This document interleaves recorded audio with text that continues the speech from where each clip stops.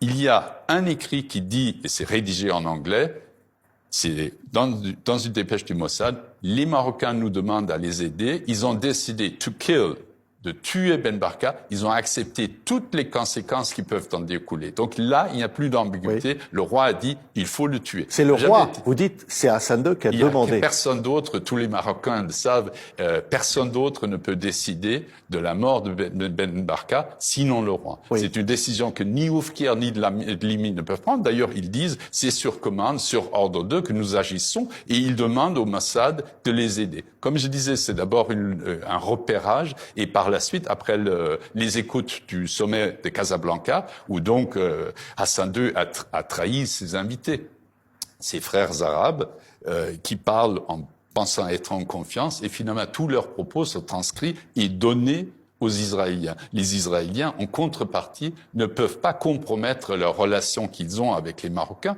relations confidentielles, secrètes à l'époque, et donc en contrepartie, ils s'engagent de plus en plus dans cette poursuite de Ben Barka. Mais finalement, c'est la filière des truands qui enlève Ben Barka, et une fois que les Marocains se trouvent avec ce prisonnier encombrant sur les bras à Paris qu'ils veulent tuer, ils font appel au Mossad qui applique Dardar pour leur donner tous les outils et tous les conseils qui leur permettent le crime parfait, puisque c'est finalement la disparition de Mehdi Ben Barka qui fait tout le mystère de l'affaire. Oui, mais alors le rôle de la France du général, à ce moment-là, d'abord, dans un premier temps, les Marocains, selon vous, ont demandé à la France de s'occuper de Ben Barka. À l'automne 64, la première demande est en effet faite au SDEC, c'est-à-dire au service secret français, qui ne réagit pas. Et donc, déçu, finalement, le Maroc se tourne vers le Mossad.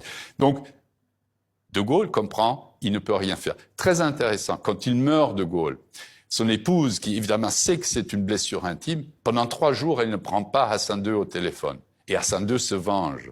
Il envoie, pour se recueillir sur la tombe du général qui, l'assassin de Ben Barka, Ahmed Limi. Oui. Ce qui est incroyable dans cette affaire, Stéphane Smith, c'est que c'est dans la guerre froide, c'est que il y a effectivement la guerre des 6 jours bientôt, c'est que on est 2 ans après l'assassinat de Kennedy, 60 ans après, on est 60 ans après cet enlèvement, ce fameux 29 octobre 1965, que cette affaire est comment dire, fascine encore autant, que le mystère que vous levez, dites-vous, que ce mystère soit encore autant fascinant pour tous. Il est fascinant parce que finalement l'actualité, c'est aussi ce que nous avons vu au fil du travail. Nous avons travaillé 5 ans sur ce livre, la rédaction pendant 1 an.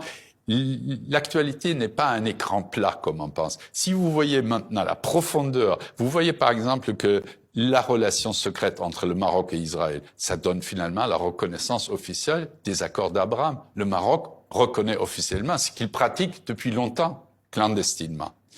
Vous voyez aussi que l'affaire dont je parlais, Pegasus, est à nouveau une connivence entre le Maroc et Israël au détriment de la France. Donc il y a toujours un champ beaucoup plus profond, et cette affaire, c'est d'ailleurs un mot de Georges Pompidou, finalement qui devient le successeur et qui savait que Ben Barka allait être enlevé. Là, les responsabilités sont lourdes. Il dit, ne croyez pas que l'affaire Ben Barka est finie. Elle est toujours d'actualité. Oui. Et donc, elle l'est, et on arrive à comprendre, y compris les relations entre le Maroc et l'Algérie d'aujourd'hui, quand on a cette vision qui fait de l'actualité quelque chose avec une 3e dimension, quand on connaît le passé. Et nous avons été passionnés à raconter cette affaire, qui est en quelque sorte un fait géopolitique, un fait divers géopolitique qu'on peut raconter comme une histoire qui lie 3 pays, le Maroc, la France et Israël.